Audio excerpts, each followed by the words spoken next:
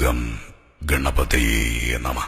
ഇത് വിശ്വവിഖ്യാതവും ചരിത്രപ്രസിദ്ധവുമായ കൊട്ടാരക്കര ശ്രീ മഹാഗണപതി ക്ഷേത്രം.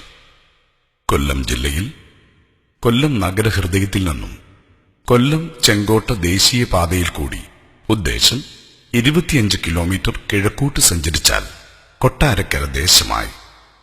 അവിടെ ഭക്തകോടികൾക്ക് ഇഷ്ടവരദായകനായി കുടികൊള്ളുന്ന കൊട്ടാരക്കര ശ്രീ മഹാഗണപതിയുടെ ക്ഷേത്രം റോഡിന് പടിഞ്ഞാറ് ഭാഗത്തായി കാണാം.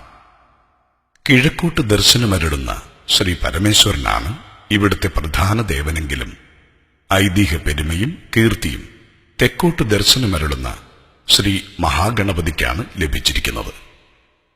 കേരളത്തിലെ ഏറ്റവും പൗരാണികവും പ്രസിദ്ധങ്ങളുമായിരുന്ന അകവൂർ ഊമമ്പള്ളി മനകളുടെ ഉടമസ്ഥതയിലുള്ള ഈ ക്ഷേത്രം ശ്രീ മണികണ്ഠേശ്വരം ക്ഷേത്രം എന്നായിരുന്നു അറിയപ്പെട്ടിരുന്നത്. എന്നാൽ പ്രധാന ശ്രീകോവിലിനോട് ചേർന്ന് തെക്കോട്ട് ദർശനത്തിൽ ഗണപതി വിഗ്രഹ പ്രതിഷ്ഠ നടന്നു കഴിഞ്ഞതിൽ പിന്നെ ശ്രീ മഹാഗണപതി ക്ഷേത്രം എന്ന പേരിൽ ഈ ക്ഷേത്രം അറിയപ്പെടുവാൻ തുടങ്ങി. ഇരുകൊമ്പുകളോടും കൂടിയ ഉണ്ണിഗണപതിയാണ് ഇവിടുത്തെ പ്രതിഷ്ഠ. ഇളയിടത്ത് രാജസ്ഥാനത്തിന്റെ സർവ്വ ഐശ്വര്യങ്ങൾക്കും നിദാനമായ പടിഞ്ഞാറ്റിൻകര മഹാദേവ ക്ഷേത്രത്തിന്റെ പുനരുദ്ധാരണ പ്രവൃത്തികൾ നടത്തുന്ന സമയത്ത് ദൈവനിയോഗം പോലെ അവിടെ എത്തിച്ചേർന്ന ശില്പീന്ദ്രനായ പെരുന്തച്ചൻ ക്ഷേത്ര പുനരുദ്ധാരണ ചുമതല ഏറ്റെടുത്തു.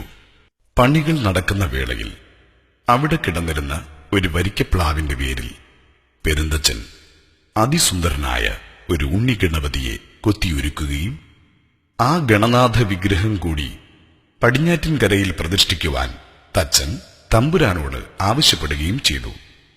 പക്ഷേ മരത്തിൽ പണിത ആ ഗണപതി വിഗ്രഹം പടിഞ്ഞാറ്റിൻകരയിൽ പ്രതിഷ്ഠിക്കുവാൻ തമ്പുരാൻ വിസമ്മതിച്ചതിൽ നിരാശനായി പെരുന്തച്ചൻ മണികണ്ഠേശ്വര ക്ഷേത്രത്തിലെ ആൽത്തറയിൽ വന്നിരുന്നു.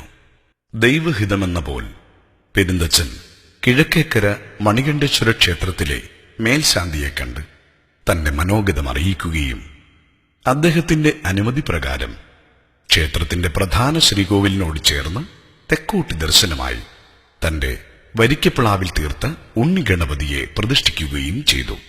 പ്രതിഷ്ഠയ്ക്ക് ശേഷം ഉണ്ണിഗണപതിക്ക് എന്ത് നിവേദിക്കുമെന്ന് ശങ്കിച്ചു നിന്ന തച്ചൻ ശ്രീകോവിലിന് മുന്നിൽ വാർത്തുവെക്കുന്ന ഉണ്ണിയപ്പം കാണുകയും അവയിൽ നിന്നും കുറച്ച് അപ്പം ഒരിലച്ചീന്തിലെടുത്ത് ഭഗവാന് നേദിക്കുകയും ചെയ്തു.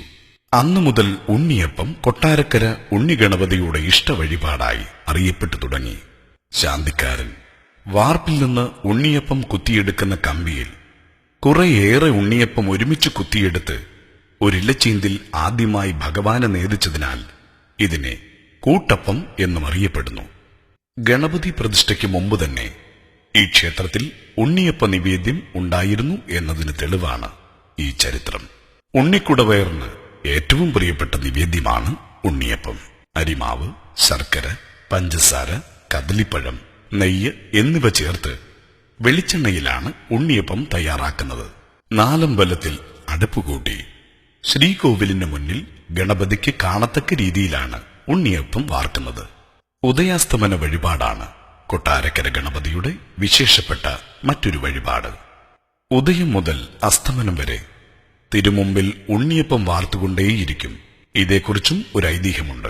പണ്ട് ഗണപതി പ്രതിഷ്ഠാവേളയിൽ സന്താനങ്ങളില്ലാതെ ദുഃഖിതനായി കഴിഞ്ഞു വന്നിരുന്ന ഇളയെടുത്ത് തമ്പുരാൻ ഉളിയന്നൂർ പെരുന്തച്ചനുമായി ഒരു പന്തയം വെച്ചു. ഉണ്ണികളില്ലാത്ത തനിക്ക് ഒരു കുട്ടിയെ തരാൻ ഗണപതിക്ക് കഴിയുമോ? എങ്കിൽ ഗണപതിയുടെ വിഗ്രഹം താൻ ഉണ്ണിയപ്പം കൊണ്ട് മൂടാം എന്നായിരുന്നു ആ പന്തയം. ഒരു വർഷത്തിനകം തമ്പുരാന് പൊന്നുപോലെ ഒരു ഉണ്ണി പിറന്നു. വാക്ക് പറഞ്ഞതുപോലെ തമ്പുരാൻ വിഗ്രഹത്തെ മൂടാൻ ഉണ്ണിയപ്പം വാർക്കാൻ തുടങ്ങി. ഉദയം മുതൽ അസ്തമനം വരെ ഉണ്ണിയപ്പം വാർത്തിട്ടും വിഗ്രഹത്തിന്റെ പകുതി പോലും മൂടാൻ തമ്പുരാന് സാധിച്ചില്ല. ഒടുവിൽ അദ്ദേഹം ഭഗവാനു മുന്നിൽ മാപ്പ് പറഞ്ഞു വണങ്ങി. പിന്നീട് മാസത്തിലൊരിക്കൽ മുടങ്ങാതെ തമ്പുരാൻ ഉദയാസ്തമന പൂജ നടത്തിപ്പോന്നു. വിശ്വവിഖ്യാതമായ കഥകളിയുടെ ഈറ്റില്ലമാണ് കൊട്ടാരക്കര. ഉണ്ണിയപ്പപ്രിയനായ ഉണ്ണിഗണപതിയെ മനസ്സിൽ പ്രതിഷ്ഠിച്ച് ജീവിതം ധന്യമാക്കിയ കൊട്ടാരക്കര തമ്പുരാനാണ് ആ വിശ്വോത്തര കലയുടെ ഉപജ്ഞാതാവ്. കോഴിക്കോട് സാമൂതിരി മാനവേദ രാജാവ് രൂപകൽപ്പന ചെയ്ത കൃഷ്ണനാട്ടം കാണാൻ കൊട്ടാരക്കര തമ്പുരാൻ ആഗ്രഹം പ്രകടിപ്പിക്കുകയും അതിന് യോഗ്യനല്ലെന്ന് ആക്ഷേപിച്ച് തമ്പുരാനെ രാജാവ് അപമാനിച്ചയക്കുകയും ചെയ്തു. അതിൽ മനംനൊന്ത് കൊട്ടാരക്കര മഹാഗണപതി ക്ഷേത്രക്കുളത്തിന്റെ കരയിൽ ധ്യാനനിരതനായിരുന്ന തമ്പുരാന്റെ മുന്നിൽ ഭക്തപ്രിയനായ ഗണപതി ജലാശയത്തിലെ കുഞ്ഞോളങ്ങൾക്കിടയിൽ എല്ലാ കഥകളി വേഷങ്ങളും ആടയാഭരണങ്ങൾ സഹിതം ദൃശ്യമാക്കി. ഈ സന്നിധിയിൽ ഇന്നും ഉത്സവത്തോടനുബന്ധിച്ച് കഥകളി നടത്തപ്പെടാറുണ്ട്. മേടമാസത്തിലെ തിരുവാതിര നാളിലാണ് ഇവിടുത്തെ തിരുവാറാട്ട്. 11 ദിവസം നീണ്ടു നിൽക്കുന്ന ഉത്സവം കൊടിയിറങ്ങുന്നതും മേടത്തിരുവാതിര നാളിലാണ്. അന്ന് വിപുലമായ കെട്ടുകാഴ്ചയും 50-ൽ പരം ഗജവീരന്മാരുടെ ഘോഷയാത്രയും ഉണ്ടാകാറുണ്ട്.